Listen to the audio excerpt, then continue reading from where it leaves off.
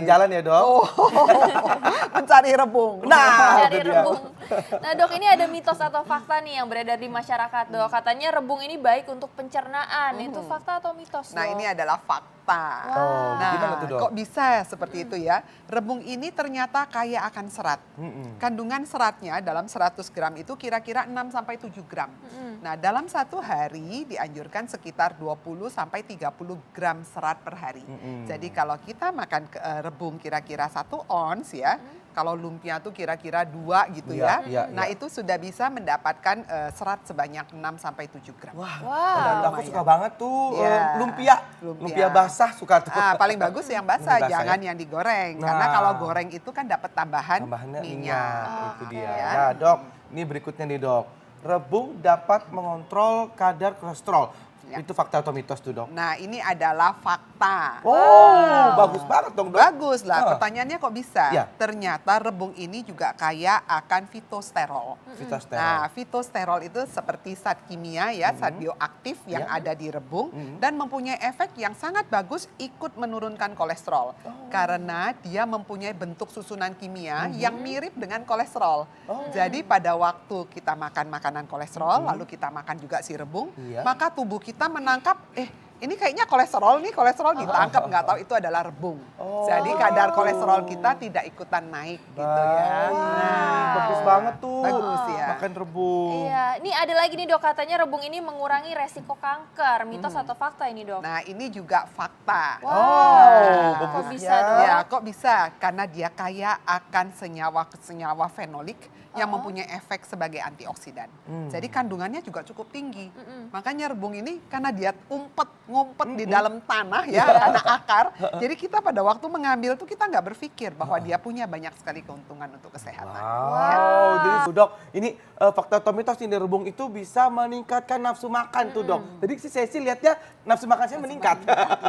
Fakta atau mitos Nah, dok? itu adalah mitos. Oh, mitos. Tapi kenapa kok tadi nafsu Ya. makan naik? Itu karena cara masaknya. Ya, Betul jadi sekali. cara masak, cara menyajikan itu Iya, kadang-kadang menggugah Oh, selera. gitu. Nah, jadi apa hubungannya dengan nafsu makan itu sebenarnya dok? Kalau kata orang banyak yang bilang begitu gitu. Iya, Dan iya. tapi ternyata itu adalah mitos ya dok? Mitos. Jadi orang selalu mengkaitkan bambu ini, kalau kita makan bambu itu porsi makan kita menjadi lebih banyak karena mereka mengolahnya kan menggunakan cabai dan sebagainya. Jadi membuat rasa lebih enak. Tapi sebetulnya kandungan gizi yang ada di dalamnya isinya memang dia kaya akan vitamin dan mineral. Cuman jumlahnya tidak berlebihan. Jadi memang sedikit. Nah, komponen-komponen vitamin dan mineral ini kalau kita konsumsi dalam jumlah yang agak banyak ya, itu juga bisa mempunyai efek untuk ikut meningkatkan metabolisme nutrisi yang ada di dalam tubuh kita.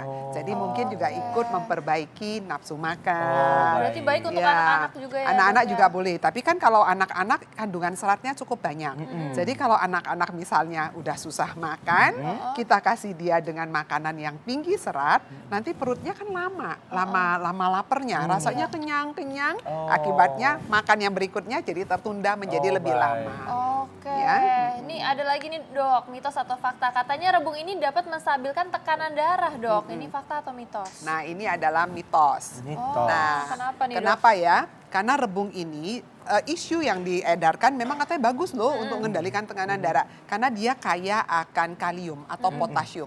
Cuman kandungan kaliumnya tidak setinggi yang ada di buah. Jadi Oke. sumber kalium yang terbaik memang adanya di buah-buahan, ya bisa sampai ratusan itu. Sedangkan yang ada di dia cuma 2 sampai 4 miligram. Jadi jumlahnya memang nggak terlalu banyak. Oke. Ya. Ya. Malah lebih tinggi kadar natriumnya Ya, dibandingkan kaliumnya. Oh ya. baik. Nah ini rebung aman dikonsumsi penderita diabetes. Ya. Fakta atau mitos tuh dok? Nah, ini adalah fakta. Oke. Nah, pertanyaannya kok bisa? Kalau kita bicara diabetes, biasanya kita bicara mengenai kadar gula darah. Nah, salah satu makanan yang bisa mengendalikan kadar gula darah adalah serat. Ya. Dan ternyata rebung ini kaya akan serat. Dalam 100 gram sudah 6 sampai 7 gram. Jadi sangat baik ya. Kalau rebungnya udah dibuat lumpia gitu gimana dok? Asal lumpianya rebus tadi ya dok? Basah, jangan Basah. lumpia basah. Iya, lumpia basah. Ya, itu bagus karena kalau lumpia basah kan isinya rebung yang sudah diolah. Yang penting garamnya jangan berlebihan. Karena banyak sekali ditambahkan bumbu Iya. untuk menghilangkan aromanya itu loh ya. Oke, ini ada lagi nih Ini dok. rebung baunya aku sih suka sih dok. Iya, Walaupun khas banget ini khas aromanya. gitu ya. Iya, Bikin aroma lapar dok bener. Nah dok, ini tapi bener gak sih rebung ini menyehatkan dok saluran pernafasan katanya? Ya, ini adalah mitos. Mitos, Mitos. kenapa dok? Ya. Ini aja baunya nggak sedap gitu ya. Tapi Kak Bekti Mengganggu, suka. tapi aku suka. Ya, jadi ada beberapa penelitian yang mengatakan bahwa rebung ini kaya akan zat antiinflamasi. Jadi efek antiinflamasi ini dikatakan bagus mengecilkan kalau orang lagi rinitis ya, apa namanya pilek karena alergi, itu kan sering ada pembengkakan dan peradangan. Nah, itu dengan efek antiinflamasi yang ada di dalam rebung itu membaik kondisinya. Tapi kalau dia untuk mengobati itu memang mitos. Oke, Ya. itu rebungnya diapain dok? Apa dihirup Ditiup. kah? Atau Iya. dimakan aja dok? Dimakan. Jadi Dimakan. karena zat gizi yang ada di dalam zat fenolik, senyawa fenolik itu salah satunya punya efek sebagai antiinflamasi. Tapi kan jumlahnya harus banyak. Iya. Nah, kalau sedikit ya tetap. Betul. Oke. Baik nih dok, ada lagi fakta dan mitos yang beredar di masyarakat lagi Ya. dok. Rebung menjaga kesehatan jantung. Fakta atau mitos tuh dok? Ya, ini adalah fakta. Fakta. Ya. Nah, pertanyaannya kok bisa ya Ya. menjaga kesehatan jantung? Betul. Tadi ingat nggak saya ada bilang bahwa rebung ini sangat bagus untuk mengendalikan kadar kolesterol. Betul. Karena kandungan dari fitosterol. Ya. Dan kita tahu bahwa bicara kesehatan jantung pasti dia bermain dengan Kolesterol. kolesterol, darah tinggi, ya kondisi seperti itu. Ya. Dan ini juga memang kadar kaliumnya tidak sebagus yang ada di buah, tapi tetap kadar kaliumnya cukup baik dibanding sayur-sayuran yang lainnya. Oh. Jadi kalau dia dikombinasi berdua, ya memang baik sekali untuk menjaga ya kesehatan Baik jantung. dok. Oke. Tapi untuk menjaga aja itu. Menjaga, jadi Ya, bukan ya. ngobatin. Bukan Kalau ngobatin. ngobatin tetap harus ke dokter Ya. untuk mendapatkan obat yang tepat tuh. Ya. Oke, dok ini katanya makan rebung juga dapat mempercepat penyembuhan luka nih dok. Itu fakta atau mitos? Nah ini adalah mitos. Oke. Nah, pertanyaannya kok bisa ya? Karena rebung itu dari awal dikatakan dia kaya karbohidrat, kaya akan protein, kaya akan asam amino sekian banyak. Jadi kalau untuk penyembuhan luka itu selalu dikaitkan dengan protein dan asam amino.